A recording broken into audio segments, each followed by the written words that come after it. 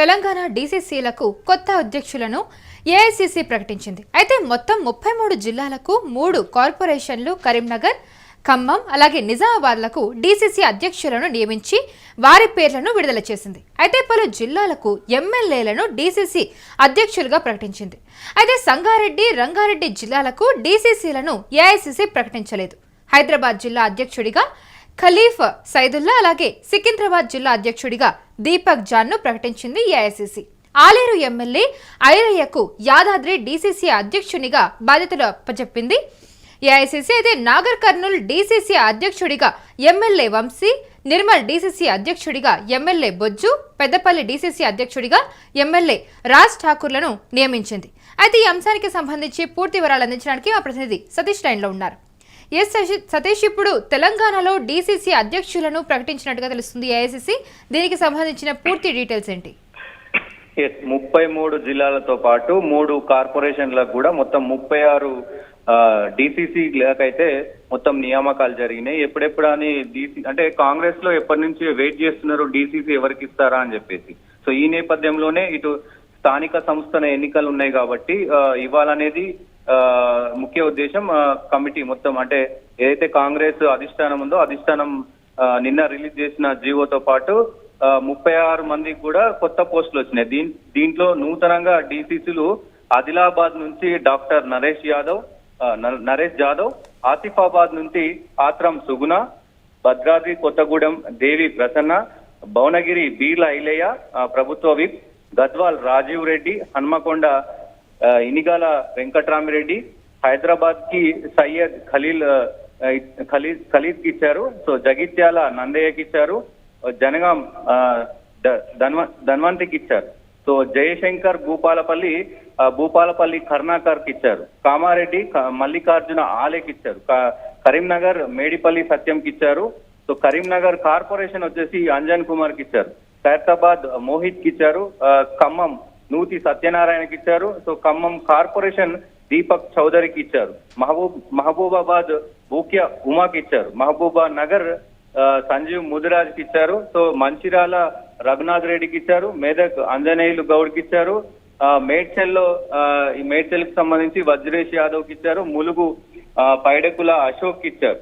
So ఈ నేపథ్యంలో నల్గొండ పున్నం కైలాష్ నేతకి ఇచ్చారు, నారాయణపేట ప్రశాంత్ రెడ్డికి ఇచ్చారు, నాగర్ కర్నూల్ చిక్కుడు వంశీకృష్ణకి ఇచ్చారు, నిర్మల్ బొజ్జుకి ఇచ్చారు, నిజామాబాద్ నగేష్ రెడ్డికి ఇచ్చారు, నిజామాబాద్ కార్పొరేషన్ బొబ్బిలి రామకృష్ణకి ఇచ్చారు, పెద్దపల్లి నియోజకవర్గం సంబంధించి రాజ్ ఠాకూర్ కి ఇచ్చారు, రాజన్న సిరిసిల్ల జిల్లా సంగీతం శ్రీనివాస్ కి ఇచ్చారు, సికింద్రాబాద్ దీపక్ జాన్ కి ఇచ్చారు.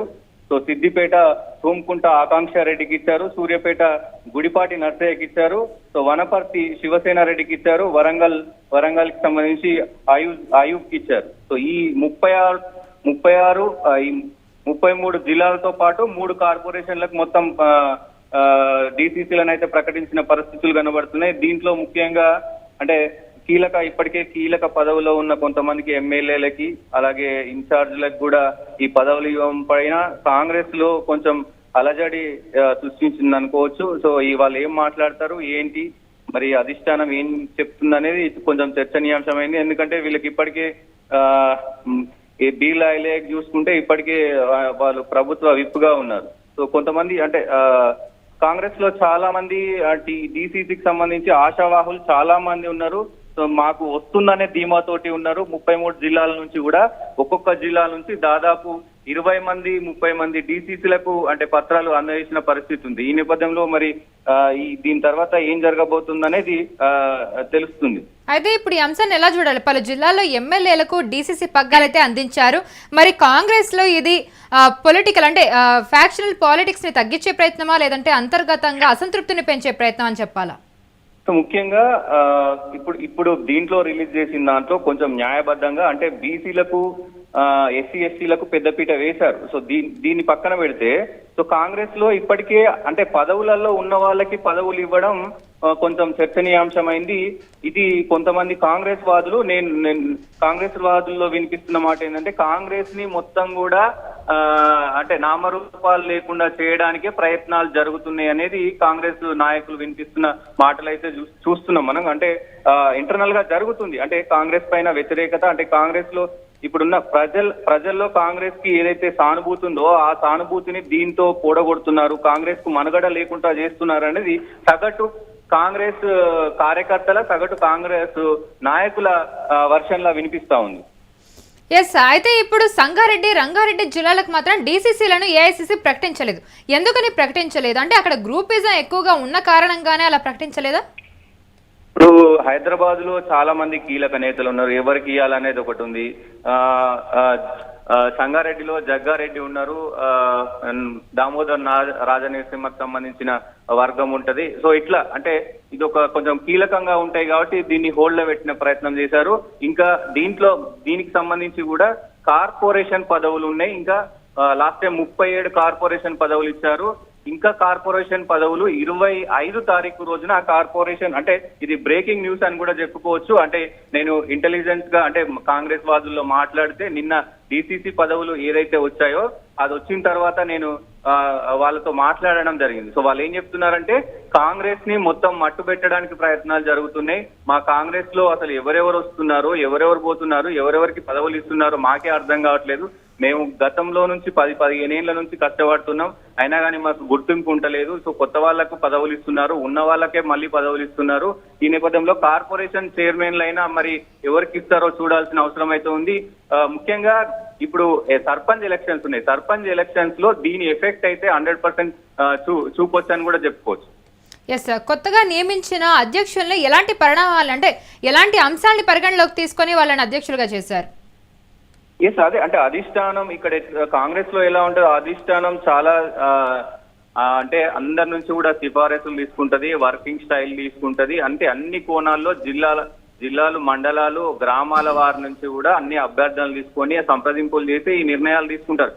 ఏ ప్రాతిపదికన చేశారు అనేది కొంచెం చర్చనీయాంశం అయినప్పటికీ సో వీళ్ళకి అంటే మొత్తం డిస్ట్రిక్ట్ కు సంబంధించి వీళ్ళకు బాధ్యతలు ఇవ్వడం అయితే వాళ్ళ పర్ఫార్మెన్స్ చూసే ఇస్తారు అనుకోవచ్చు.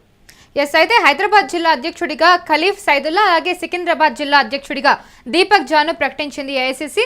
అయితే గ్రేటర్ పరిధిలో పార్టీని బలోపేతం చేయడానికి ఇది ఎంతవరకు ప్రభావం చూపిస్తుంది ఈ నియామకం? అంటే వీళ్ళకి ఓకే, అంటే వీళ్ళు పార్టీలో కష్టపడుతున్నారు, పార్టీలో ఎప్పటి నుంచో ఉన్నారు, కానీ పెద్దగా అంటే ఎప్పుడు కూడా వీళ్ళు పార్టీ ఏదైతే కార్యక్రమాలు నిర్వహిస్తుందో దాంట్లో పెద్దగా ఎఫెక్ట్ చూడలేదు. మరి ఇక్కడ హైదరాబాద్ లో ఉన్న కాంగ్రెస్ వాదులు కావచ్చు, కాంగ్రెస్ నాయకులు కావచ్చు ఎలా స్పందిస్తారన్నది ముఖ్యంగా ప్రధాన అంశంగా చెప్పుకోవచ్చు.